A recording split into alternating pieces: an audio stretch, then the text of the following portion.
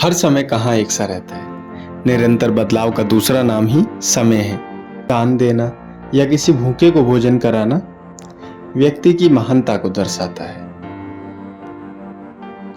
पर अगर यही कर्म अच्छे से ना किया जाए तो हमें निचली से निचली श्रेणी में भी पटक सकता है।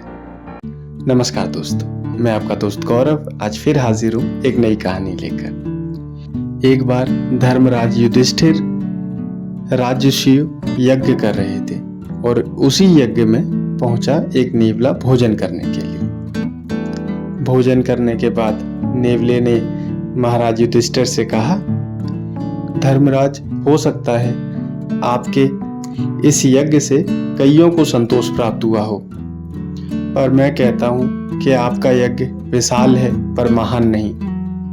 अपितु अगर यह महान होता तो मेरा आधा शरीर जो आपको सोने का दिखाई दे रहा है वो पूरा सोने का बन चुका होता। आपका यह यज्ञ तो उस गरीब ब्राह्मण के बराबर भी नहीं है जिसके अन्न को छूने मात्र से मेरा आधा शरीर सोने का बन गया था। महाराज युधिष्ठिर उस नेवले को देख बड़े ही परेशान थे कि ये कैसा नेवला है जो कि बात कर रहा है और आधा सोने का बना है।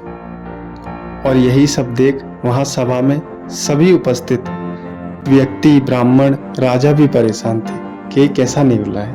तभी भगवान श्री कृष्ण ने कहा, महात्मा, अगर आप सभी बातों को स्पष्ट कहें और विस्तार से बताएं तो सभी बात स्पष्ट हो जाएंगी। नेवले ने बताया, कुरुक्षेत्र की पावन भूमि पर तापोती नाम का एक वृद्ध ब्राह्मण अपने पुत्र, अपनी पत्नी व अपनी बहू के साथ रहा करता था। ब्राह्मण सदैव भगवान का शुक्रिया अदा करता कि उनकी वजह से कभी भी उसके द्वार से कोई खाली पेट या भूखा नहीं गया। पर हर समय कहाँ एक सा रहता है। कुछ समय बाद ऐसा अकाल पड़ा, ऐसी आपदा आई कि हरे भरे खेत वीरान हो गए थे। न जानवरों के लिए घास फूस बचा, न इंसानों के पेट की आग बुझाने के लिए अन्न का एक दाना। तापुती ब्राह्मण के जीवन में भी एक ऐसा समय आया कि 6 दिनों से उसके पूरे परिवार ने भोजन नहीं किया था। अपने खेतों की मिट्टी खंगाल खंगाल कर वह 2 मुट्ठी सेतु दाने के बीज ले आया।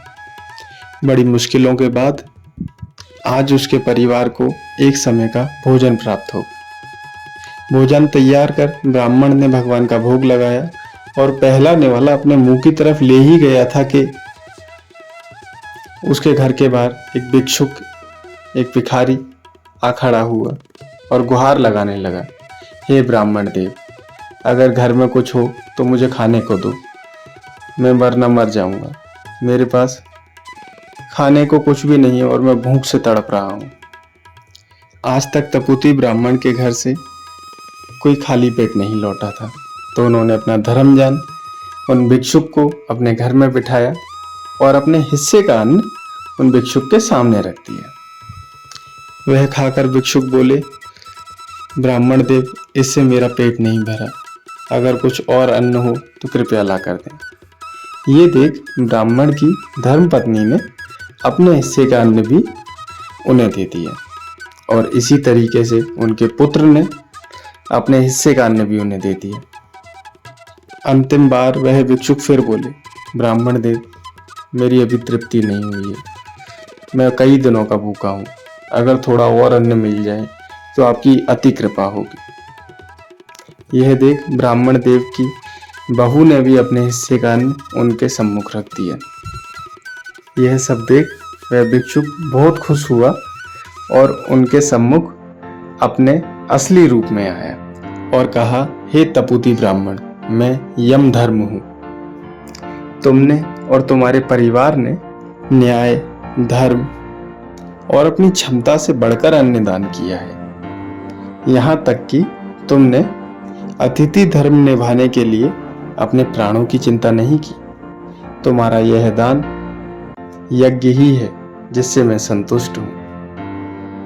हे ब्राह्मण श्रेष्ठ, तुम्हारे अतिथि धर्म का गुणगान तो देवता भी करते हैं और यही देखने और तुम्हारी परीक्षा लेने में यहाँ आया था। खासकर लोग भूख के कारण अपनी बुद्धि खो देते हैं और अपना धर्म भूल जाते हैं, परंतु तुमने ऐसा नहीं किया और संसार के सामने एक महान उदाहरण रखा है। तुम महान हो महात्मा, तुम महान हो। तुम्हारी महानता के ही कारण तुम्हें हमेशा के लिए ब्रह्मलोक ले जाने एक दिव्य विमान आ रहा है। नेवले ने बताया कि मैं वहां छुपा छुपा ये सब कुछ देख रहा था। जैसे ही दिव्य विमान में बैठ ब्राह्मण का पूरा परिवार ब्रह्मलोक को चला गया, मैं अपने बिल से बाहर निकला और पत्तलों पे बचे अन्न के दाने को खाने लगा और उसे खाते ही मेरा आधा शरीर सोने का हो गया है और तभी से मैं उस ब्राह्मण जैसा दानवीर ढूंढ रहा हूं। पर अफसोस की बात है महाराज, मुझे आज तक वो नहीं मिला। आप यज्ञ तो कर रहे हैं, पर धर्मराज आप भी उस ब्राह्मण जैसे महान नहीं। आपके अंदर भी अहंकार है। दोस्तों, कहानी बहुत छोटी सी है और हमें सिखाती है कि हमारी क्वांटिटी नहीं बल्कि हमारी क्वालिटी हमें महान बनाती है। फिर से यही कहूंगा जो आपसे हर बार कहता हूं, जरूरतमंदों की मदद करते चलें, इंसानियत का परिचय देते चलें। अपनी मेहनत, अपनों का साथ, अपनों का प्यार और भगवान के आशीर्वाद के साथ कुछ ऐसा कर दिखाएं कि आप लोगों की मिसाल ना दें बल्कि लोग आपकी मिसाल दें। Thank you so much guys, thank you.